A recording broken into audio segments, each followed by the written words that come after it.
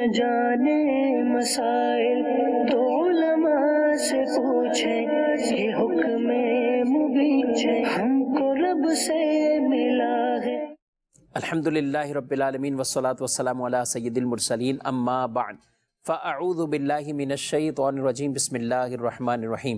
الصلاة والسلام علیکہ یا رسول اللہ وعلی آلکہ واصحابکہ یا حبیب اللہ، الصلاة والسلام علیکہ یا نبی اللہ وعلی آلکہ واصحابکہ یا نور اللہ۔ مدنی چینل کے ناظرین، پروگرام دارالفتاح اہل سنت میں آپ کو خوش آمدید کہتے ہیں، مرحبا کہتے ہیں۔ ابتداءً درود پاک کی فضیلت ہمارے پیارے نبی صلی اللہ علیہ وآلہ وسلم کا فرمان عظمت علی شان ہے کہ جو شخص جمعہ کے دن مجھ پر 100 بار درود بھیجے، اللہ اس کی 100 حاجتیں پوری فرماتا ہے، اور ان 100 حاجتوں میں سے 30 حاجتیں دنیا کی اور 70 حاجتیں آخرت کی اللہ اپنی رحمت سے پوری فرمائے گا۔ اللہ رب العالمین مجھے آپ کو جمعہ کے دن اور جمعرات سے ہی، جمعرات، شب جمعہ اور روز جمعہ کثرت سے درود و سلام پڑھنے کی توفیق عطا فرمائے۔ صلو علی الحبیب صلی اللہ تعالی علی محمد صلی اللہ علیہ وآلہ وسلم، صلاۃ و سلام علیکہ یا سیدی یا رسول اللہ۔ ناظرین کرام، اس پروگرام میں ہمارے ساتھ رہیے، انشاءاللہ بہت سا علم سیکھنے کو ملے گا۔ سوال جواب کی صورت میں انشاءاللہ کئی ایسے فتاوی، مسائل اور ایسے مسائل کے جن کا گویا کہ کہے کہ ہر دوسرے گھر سے تعلق یا ہر فرد سے کبھی تعلق بن جاتا ہے، تو وہ ہم اس پروگرام میں ڈسکس کرتے ہیں، سوالات بھی ناظرین کے شامل کرتے ہیں۔ آج کے ہمارے مہمان مفتی جمیل صاحب ہیں، حضرت آپ کو خوش آمدید کہتے ہیں۔ کیسے مزاج گرامی؟ الحمدللہ علی کل حال۔ انتقال ہونے کے بعد ایک بڑا اہم مسئلہ ہوتا ہے کہ جو پینشن ہے اس کا مالک کسے تصور کیا جائے۔ بعض اوقات گھر کے اندر جیسے بیٹا فوت ہو گیا، اب بہو ہے تو جو اس کی بیوی ہے، بیوہ، وہ تقاضا کرتی، اچھا والدین ہیں، بھائی ہیں، دیگر اور افراد ہیں، تو اس طرح کی جو پینشن حاصل ہوتی ہے گورنمنٹ کی طرف سے یا جہاں بھی آدمی جاب کر رہا ہو، اس کا اصل بیسک حقدار کسے قرار دیا جاتا ہے؟ گورنمنٹ اداروں اور بعض کمپنیوں کی طرف سے اپنے ملازمین کے انتقال پر پینشن کے نام سے کچھ رقم کو جاری کیا جاتا ہے، جو ہر مہینے ان کے گھر والوں کو مل رہی ہوتی ہے، میت کے لواحقین کو۔ تو یہ جو پینشن کی رقم ہوتی ہے، یہ تنخواہ کا حصہ نہیں ہوتی، اور مرنے والا اس پینشن والی رقم کا مالک بھی نہیں ہوتا۔ حکومت یا کمپنی جو یہ رقم دے رہی ہوتی ہے، یہ اس کی طرف سے انعام اور عطیہ ہے، ٹھیک ہے۔ تو جب یہ میت کی ملک نہیں تو اس کے بعد انتقال یہ پینشن کی رقم وراثت بھی نہیں ہے، ٹھیک ہے۔ یہ حکومت کی طرف سے ایک میت کے لواحقین کو ایک امداد اور عطیہ ہے۔ اب یہ حکومت اور وہ کمپنی جو اس طرح پینشن کی رقم دیتے ہیں، تو وہ کمپنی میت کے ورثہ میں کس کو اس بات کا مستحق قرار دیتے ہیں، کس کے نام سے جاری کرتے ہیں؟ تو جس کے نام سے وہ جاری کریں گے، جب اس کے قبضے میں آ جائے گا وہی مالک ہوگا۔ تو عمومی طور پہ جب کوئی شخص شادی شدہ ہو اور بیوی موجود ہے، زندہ ہے، تو اس آدمی کے، اس امپلائی ملازم کے انتقال کے بعد عمومی طور پہ بیوہ کو ہی پینشن کی رقم کا مستحق بناتے ہوئے اسی کے نام سے پینشن کو جاری کر دیا جاتا ہے، اور ہر مہینے اس کے اکاؤنٹ میں یہ رقم آتی رہتی ہے اور وہ اس رقم کو وصول کرتی ہے، تو وہی حقدار ہے۔ اور ادارے اس حوالے سے بطور خاص اس کا اہتمام بھی کرتے ہیں کہ بھئی اسی کا اپنا نام سے ہی اکاؤنٹ بننا چاہیے، اور وہی آئے اور وہی اس کے سارے ڈاکومنٹس وغیرہ بھی، یہ جو تقاضے ہیں یہ بھی پورے کرے۔ بیوہ کو جب گورنمنٹ نے یا کمپنی نے اسی کو گویا کہ دینا ہے، اسی کو مستحق قرار دیتے ہوئے اس کے نام سے جاری کر رہے ہیں، تو مالک وہی ہے۔ ٹھیک۔ اب میت کے دیگر ورثہ، اب جو بھائی ہیں یا اور دیگر افراد ہیں، تو وہ اس رقم کے حقدار نہیں ہیں۔ البتہ بعض جگہوں پر ورثہ کے لیے بھی کچھ نہ کچھ مخصوص رقم کر دی جاتی ہے۔ تو کبھی ایسا ہوتا ہے کہ والدین بھی اگر زندہ ہیں تو ان کے لیے بھی گورنمنٹ امپلائی کے انتقال کے بعد ماں باپ بھی زندہ ہیں، بیوی بھی ہے، تو ماں باپ کے لیے بھی اگر پینشن کا کچھ حصہ خاص کیا جائے گا، تو جتنا حصہ ان کے لیے خاص کیا جائے گا، ٹھیک، وہ ان کے قبضے میں آنے کے بعد وہ ان کی ملکیت قرار پائے گا، تو جو بیوہ کے لیے مخصوص رقم ہوگی اس میں میت کے والدین حقدار نہیں ہوتے۔ یہ تو آپ نے وہ صورت بیان کر دی کہ جس میں شادی شدہ تھا، اور اگر شادی نہیں ہوئی تو پھر کون مالک ہوگا؟ تو اس حوالے سے جو گورنمنٹ کے اور کمپنیز کے جو اصول ہیں وہ یہ ہیں کہ اگر اس کے والدین زندہ ہیں تو پھر اس کے والدین کے نام سے وہ پینشن کی رقم جاری کر دی جاتی ہے۔ تو جب تک وہ والدین حیات ہیں تو تا حیات یہ پینشن کا سلسلہ ان کے لیے جاری رہتا ہے۔ یہ گورنمنٹ یا کمپنی کی طرف سے اپنے امپلائی کے والدین کے لیے ایک امداد کی صورت۔ ٹھیک۔ اچھا شفیق صاحب، ایسا بھی سننے کو ملتا ہے کہ مثال کے طور پہ بیوہ ہے، اب بیوہ کے لیے بھی جو پینشن جاری کرنے کا اصول اور ضابطہ ہے وہ اس وقت تک ہے جب تک کہ بیوہ کہیں اور شادی نہ کر لے۔ اب جب اس نے کہیں اور شادی کر لی، گورنمنٹ ملازم تو دنیا سے چلے گئے، اس کی بیوہ کے لیے پینشن جاری ہوئی، اب 2-4 سال بعد اب بیوہ کا کہیں سے رشتہ آتا ہے اور وہ شادی کہیں اور کر لیتی ہے۔ ٹھیک ہے۔ تو اب اصول اور ضابطے کے مطابق وہ بیوہ اب چونکہ بیوہ نہیں رہی، اب وہ دوسرے شوہر کی بیوی بن چکی ہے۔ اب اس عورت کے جو نفقہ و اخراجات ہیں وہ شوہر ثانی کے ذمہ لازم ہو چکے ہیں۔ ٹھیک ہے۔ وہ جو امدادی سلسلہ تھا وہ اس کے بیوہ رہنے اور شادی نہ کرنے کی صورت میں اس کے لیے ایک عطیہ اور امداد کی صورت تھی۔ جب اس نے کہیں اور نکاح کر لیا تو اب یہ گورنمنٹ اصول اور کمپنی کے اصول کے مطابق پینشن کی حقدار نہیں ہے۔ اب شادی ہونے کی صورت میں اس کو وہ سلسلہ موقوف کرانا پڑے گا، بتانا چاہیے، باقاعدہ بتانا چاہیے، بتانا ہوگا کہ بھائی اب میری شادی ہو چکی ہے، اب مجھے سابق شوہر کی انتقال کے بعد جو جاری شدہ پینشن کی اب میں مستحق نہیں ہوں، تو اب وہ پینشن رکوانی ہوگی۔ لیکن یہ خواتین کا سلسلہ یوں چلتا رہتا ہے، اور وہ اس کو جیب خرچی کے نام یا کچھ بھی کر کے کہیں تو یہ پھر ایک طرح سے یہ ایک ناجائز پہلو بن گیا کہ جب آپ حقدار نہیں ہیں لینے کی کمپنی کے اصول کے مطابق یا گورنمنٹ کے اصول کے مطابق، تو اب اس کو سلسلے وار لیتے رہنا اس کی اجازت نہیں ہے۔ اسی طرح کبھی والدین بھی نہیں ہیں، بیوی تھی اس کا بھی انتقال ہو گیا، اب بچی زندہ ہے تو اس کی شادی نہیں ہوئی، تو یوں اس بچی کے لیے بھی پینشن کی صورت بن جاتی ہے۔ وہ پینشن کی صورت بھی اس وقت تک ہے جب تک اس بچی کا نکاح نہ ہو جائے۔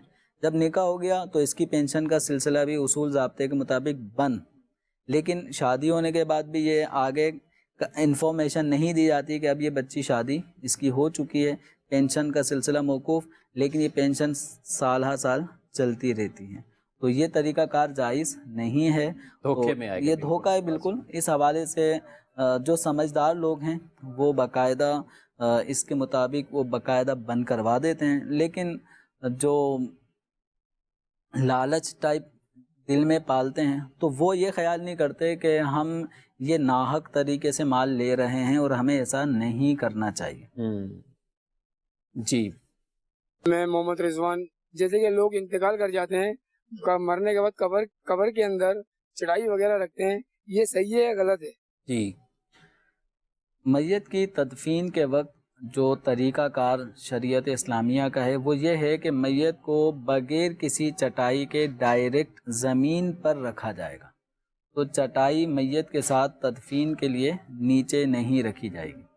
میت کو لے کے جاتے ہیں تو کوئی نہ کوئی نیچے چٹائی وہ بچھاتے ہیں، اس ڈولے کے نیچے بھی چٹائی بچھاتے ہیں، اسی کو جا کے قبر میں رکھ رہے ہوتے ہیں، تو یہ نکال دینی، نہیں قبر میں نہ رکھیں اس طرح۔ قبر کے اندر میت کا جسم ڈائریکٹ مٹی سے متصل ہونا چاہیے، جو کفن پہنا ہے جو وہ کفن ہے بس وہ، لیکن جو چٹائی بچھانا اس کا اہتمام کرنا اس کی اجازت یعنی یہ تدفین کے معمولات میں شامل نہیں ہیں، بلکہ اگر غور کیا جائے تو یہ اسراف کے کھاتے میں جائے گا کہ اب یہ چٹائی خریدی جائے گی، اب جتنے کی بھی آتی ہے، صحیح، اب وہ 200 300 500 جتنے کی بھی آئی ہے، اب وہ قبر میں یوں اس کی حاجت نہیں ہے، اس کی کوئی ترغیب نہیں ہے، اب یہ بلا وجہ یہ اسراف کی صورت بنے گی۔ اچھا یہ بھی یہاں پہ تو جو ہم منع کر رہے ہیں، بعض لوگ اس کو یہاں سے تو قبر میں تو نہیں رکھی لیکن پھینک دی، قبرستان سے ڈولا لے کے نکلے کنارے پہ پھینک دی، تو یہ بھی تو اسراف، مال کو ضائع کر رہے ہیں۔ ان کو چاہیے کہ کسی ایسے غریب کو یا کہیں بھی دے دیں۔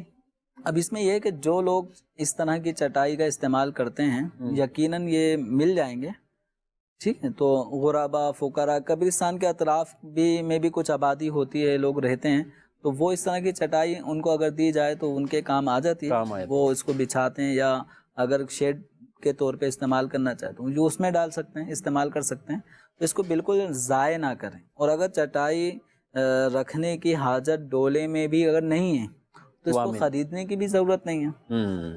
جی مزید سوال۔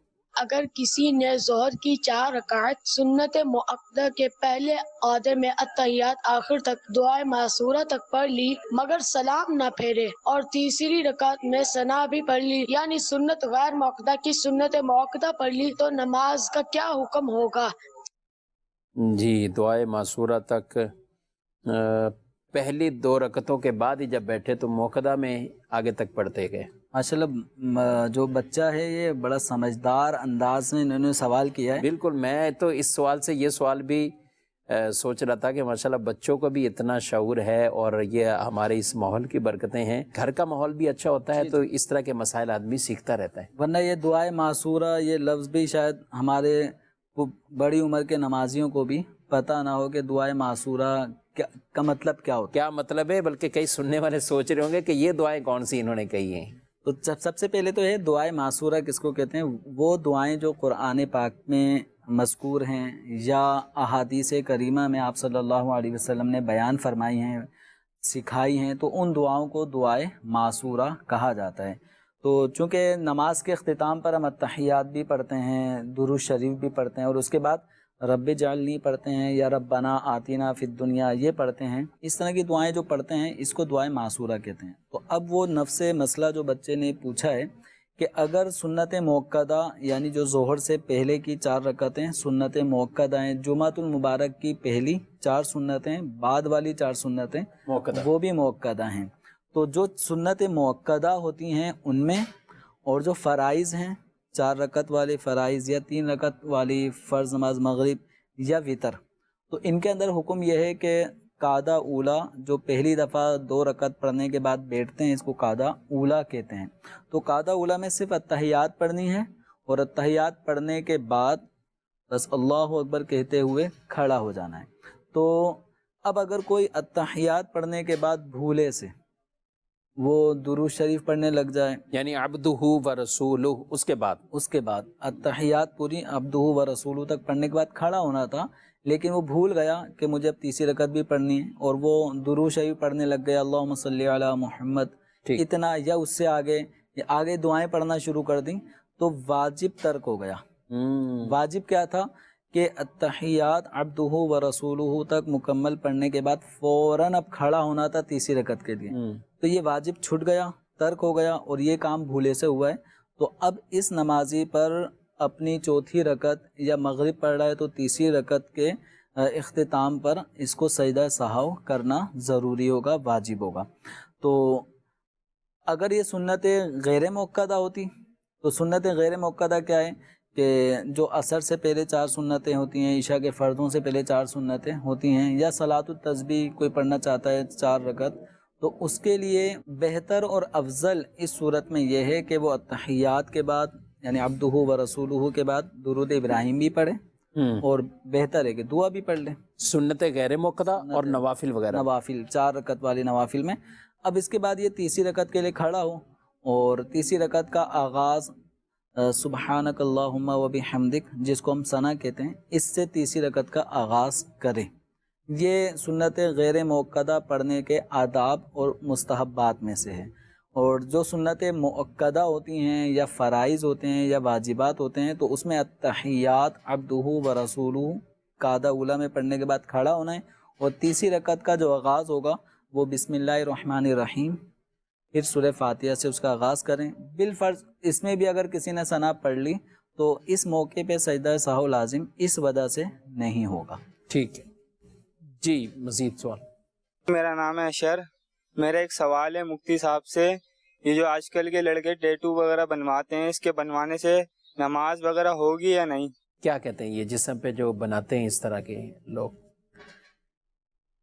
ٹیٹو کا جو طریقہ کار زمانہ قدیم میں تھا وہ تو یہ تھا کہ گودنے یعنی نیل یا نیلا رنگ یہ کھال کے اندر یہ ڈالا جاتا تھا اور مختلف ڈیزائن بنائے جاتے تھے۔ نبی کریم رؤوف الرحیم صلی اللہ علیہ وسلم نے اس طرح کا عمل کرنے والی یعنی گودنے والی، گدوانے والی، اس کو رنگ بھرنے کو گودنا کہا جاتا ہے، تو اس طرح کے کام کرنے والی اور کروانے والیوں پہ لعنت فرمائی ہے۔ تو یہ عام طور پہ خواتین یہ کیا کرتی تھیں۔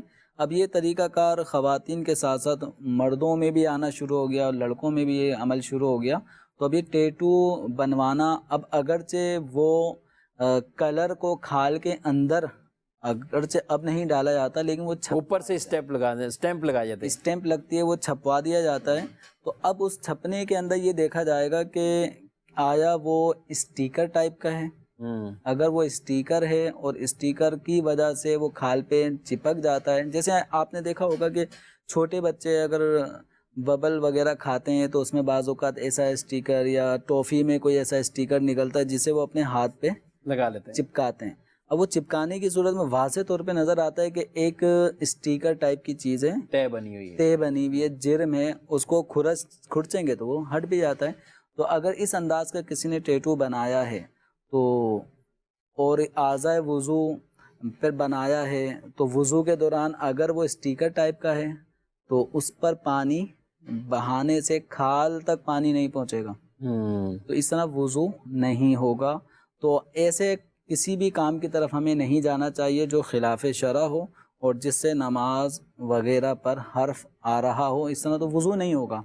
اور اگر ایسا کوئی جرم نہیں جمتا، بس وہ کھال کا کلر رنگین ہو جاتا ہے یا کھال کے اندر وہ کلر بھر دیا گیا ہے، تو اب اوپر سے اگر پانی بہے گا تو وہ کھال کے اوپر ہی پانی بہے گا، وضو وغیرہ اس طرح ہو جائیں گے، غسل بھی ہو جائے گا۔ جیسے بعض لوگ ہوتے ہیں کہ وہ باقاعدہ ان کے اس طرف کوئی نہ کوئی انہوں نے نام لکھا ہوتا ہے، کوئی نشانی ڈال دیتے ہیں، اور بعد میں پھر وہ جب مذہبی ماحول میں آتے ہیں توبہ کرتے ہیں، لیکن وہ زندگی بھر کے لیے وہ نشان ان کا جاتا نہیں۔ اب اس کو ختم کرنے کا طریقہ سوائے اس کے کہ کوئی چیز گرم کر کے لگائی جائے، وہ بھی اذیت ناک اور تکلیف دے، تو اس کی بھی اب اجازت نہیں ہے۔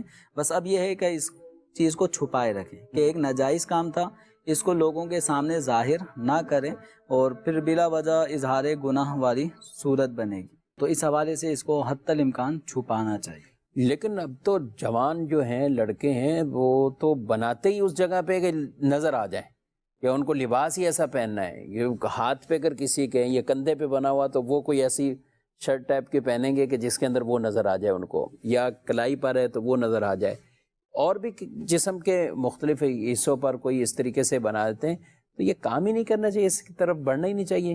دیکھیں اصل وہی نا کہ گودنے والی یعنی جو کلر کھال کے اندر بھرا جاتا ہے، جی جی، تو حدیث مبارکہ میں ممانعت تو اس عمل کی ہے جی، اور لیکن یہ عمل جو چھپتا ہے یہ مشابہت اسی کی ہے، اسی کی مشابہت، یعنی اسی چیز کو شو کیا جا رہا ہوتا ہے جو گودنے کا عمل ہوتا ہے، اور یہ اس کو کلر کو کھال پہ لگاتے ہیں، اور اب وہ اگر تہ جم جاتی ہے تو وضو غسل کا مسئلہ ہے، وہ اس میں آڑے آئے گا، اور اگر تہ نہیں جمتی تو کم از کم اتنا ضرور ہے کہ اس عمل کی نکالی ہے، تو اس عمل سے بھی بچنے کا ہی شریعت مطہرہ حکم دیتی ہے۔ جی مزید سوال۔ میرا نام نعیم ہے، میرا مفتی صاحب سے یہ سوال ہے کہ میں پارٹی کے مال کے اوپر اپنا پیسہ انویسٹ کرتا ہوں اور اس کے اوپر پروفٹ لیتا ہوں، اور وہ پارٹی مجھے وہ رقم میرے کو 1 مہینے بعد ریٹرن کرتی ہے، تو وہ پیسہ جو میں اس کے اوپر پروفٹ لیتا ہوں وہ میرے لیے جائز ہے کہ یہ ناجائز ہے؟ جی کیا کہتے ہیں آپ؟ پارٹی کے مال پر انویسٹ سے ان کی مراد تھوڑی واضح نہیں ہو پا رہی۔ یہ اس طرح بھی ہوگا کہ جیسے کسی کو مال چاہیے ہوتا ہے، آن پون پارٹی کسی کو لینا ہے، اب یہ مال فلاں جگہ لینا ہے، مکان لینا ہے، کچھ اور لینا ہے، تو اس کے اوپر وہ بھی انویسٹر ڈھونڈ رہے ہوتے ہیں کہ بھائی یہ کام ہے، اب یہ پیسوں کا نہیں ہے تو آپ اس میں لگا دو، کام انہی کا ہے، سب کچھ کرنا انہوں نہیں ہے، لیکن ان کا تعلق صرف ایک رقم سے ہوتا ہے اور پروفٹ کے ساتھ ہوتا ہے۔ تو بہرحال کئی صورتیں ہو سکتی ہیں، لیکن یہ والی جو صورت ہے ہم ایک متعین کر کے اس سوال کو حل کریں کہ کسی نے کوئی چیز لینی ہے، خریدنی ہے، اور اس پہ مزید اپنا ورک کر کے آگے دینا ہے، ٹھیک ہے، اب پورا اسٹوڈیو بنا ہوا ہے، لکڑیاں بھی چاہیے، فلاں چیزیں چاہیے، اب بنانے والے جو کارپینٹر ہوتے ہیں یا اس طرح کے جو ہے افراد ہیں، ان کو یہ سامان چاہیے، آرڈر انہوں نے کسی اور کا پورا کرنا ہوتا ہے، ان کو کہتے ہیں 5 لاکھ آپ لگا لیں اس سسٹم کے لیے، ہم آپ کو 5.20 دے دیں گے، 5.30 دے دیں گے، 5.5 دے دیں گے، اس پر آپ کیا کہیں؟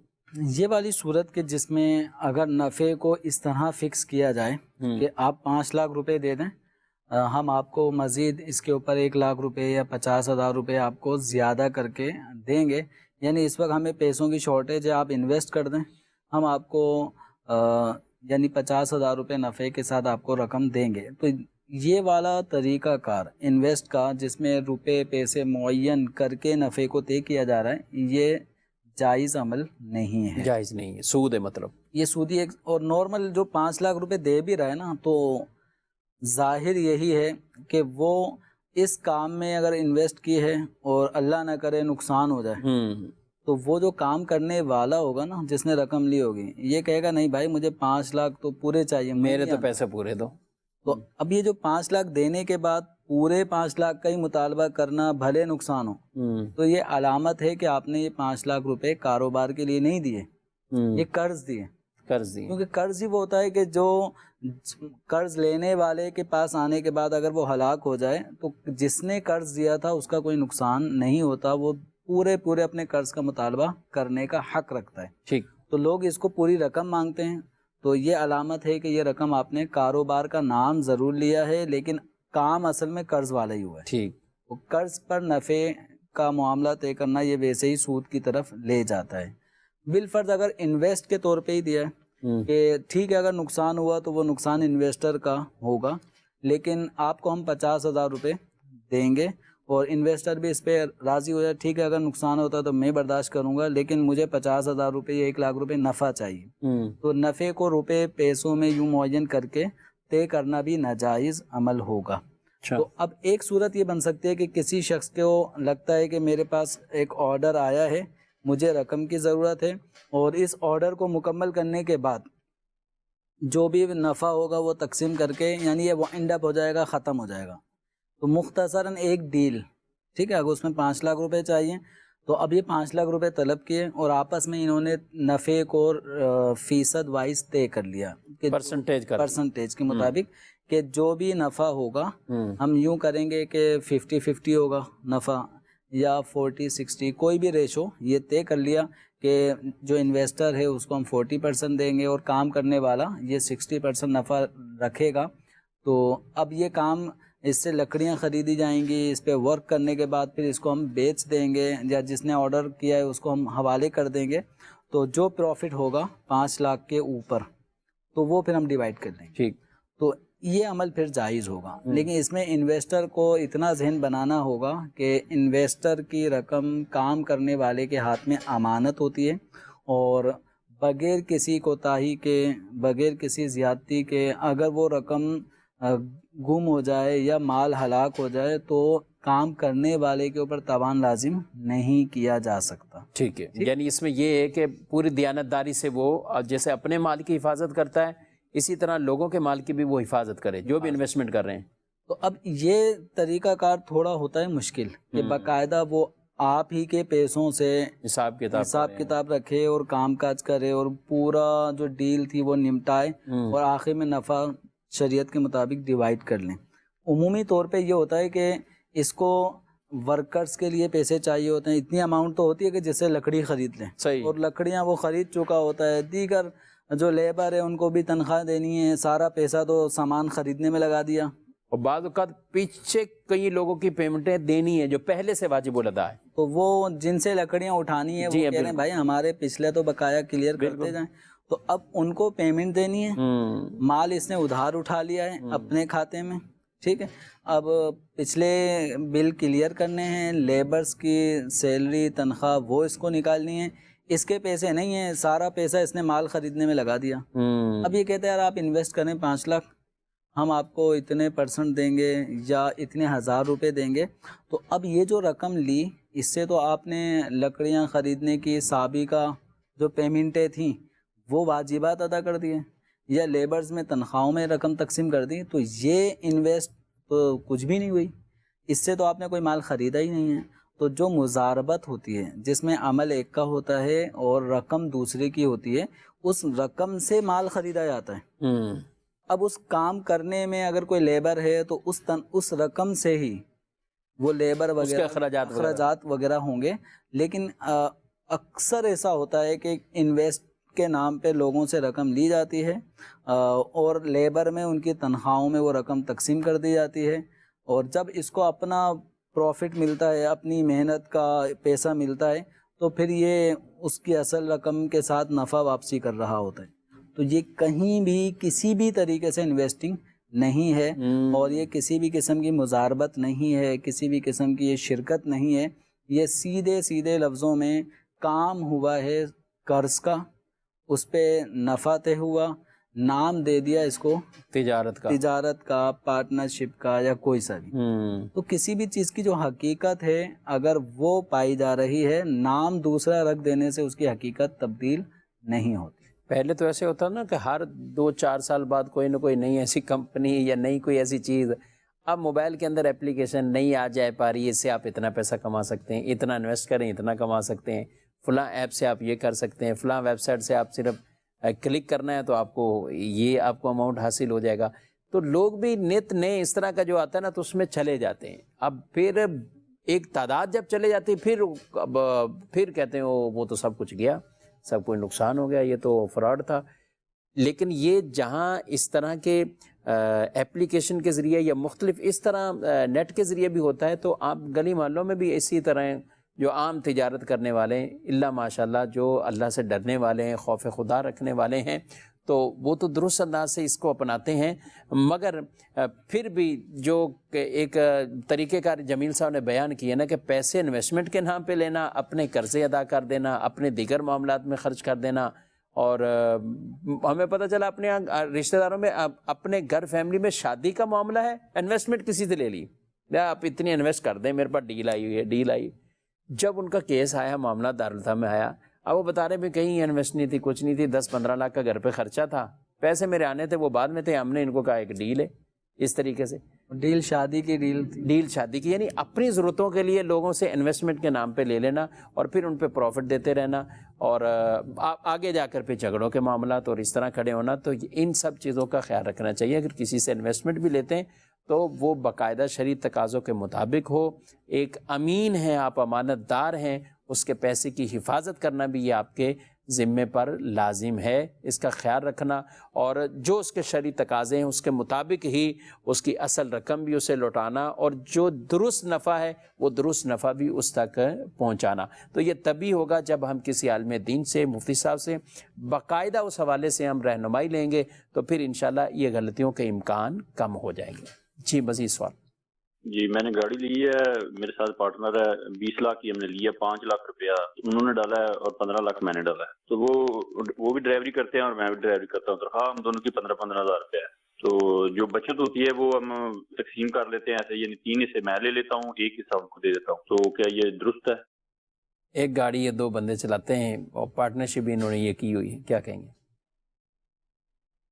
اگر یہ گاڑی ہے اور اس گاڑی کے اندر 25% حصہ ان کے دوست کا ہے، 75% ان کا اپنا حصہ ہے، اور دونوں نے آپس میں یہ طے کیا ہے کہ ہم دونوں یعنی پک اینڈ ڈراپ وغیرہ کی صورت ہے تو اس کے لیے یہ گاڑی کو چلائیں گے، تو اب آپس میں جتنا بھی ان کو رینٹ ملتا ہے اس رینٹ کو یہ آپس میں ڈیوائڈ کر لیتے ہیں 25% اور 75%، تو یہ عمل ان کا ٹھیک ہوگا۔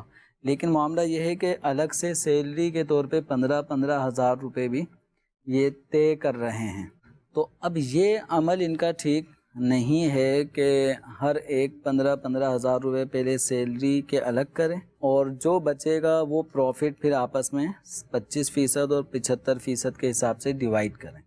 یہ نہیں کر سکتے، کیونکہ ان کا جو عمل ہے وہ شرکت عمل، ان کا جو کام ہے پارٹنرشپ ہے وہ شرکت عمل ہے، اور شرکت عمل میں یہ آپس میں جو ان کا ریشو طے ہے کہ ہم اتنا نفع جو ہماری انویسٹ گاڑی پہ ہوئی ہے اسی کے مطابق ہم خرچ نفع یعنی گاڑی چلائیں گے، جو کچھ ہمیں آمدنی ہوگی اس کو ہم ڈیوائڈ کر لیں گے اس ریشو پہ، تو الگ سے یہ اجرت نہیں لے سکتے، یعنی سیلری متعین جو شرکت ہوتی ہے، پارٹنرشپ ہوتی ہے، پارٹنرشپ کے اندر اجرت کا تصور نہیں ہوتا، اس میں ہر ایک شخص نفع میں حقدار ہوتا ہے، جتنے فیصد نفع اس کے لیے طے ہوا ہے، ٹھیک، اس میں کوئی مزدوری، کوئی اجیر، کوئی ملازمت والا پہلو نہیں ہوتا. تو یہ جس کے زیادہ پیسے ہیں 15 لاکھ تو وہ اپنا پروفٹ بھی زیادہ متعین کر لیں, کیا کہتے ہیں آپ؟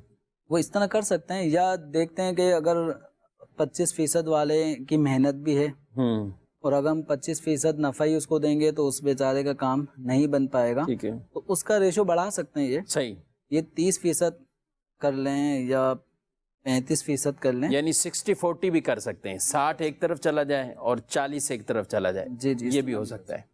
ٹھیک ہے جی, مزید سوال.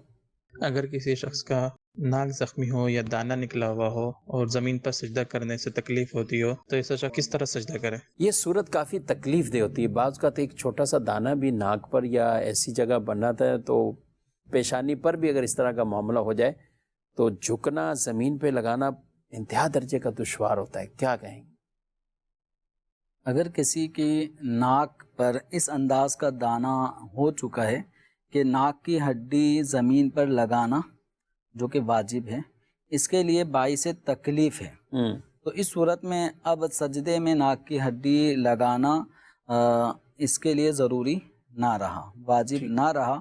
اب یہ اپنی پیشانی کو زمین پر جما لیتا ہے اور ناک اس وجہ سے کہ ناک کی ہڈی لگانے میں اس کو سخت تکلیف ہوتی ہے تو یہ پیشانی کو جمائے, اسی پہ اکتفا کرے, اس کی نماز میں کوئی کراہت نہیں آئے گی, نماز ہو جائے گی, نماز ہو جائے گی.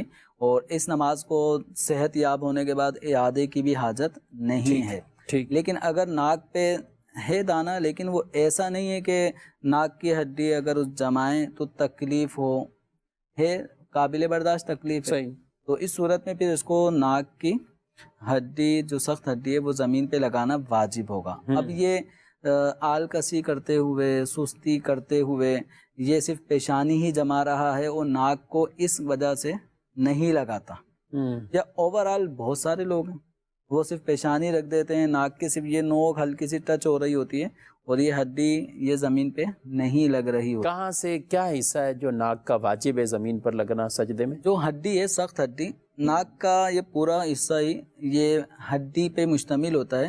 اندرونی جو حصہ ہے وہ ہڈی ہی ہوتی ہے, لیکن ایک ہڈی ہوتی ہے نرم ہڈی, جو ناک کے یہ حصے جو موو ہوتے ہیں دبانے سے مڑتے ہیں, یہ نرم ہڈی ہے, اس کا لگانا یہ واجب نہیں ہے.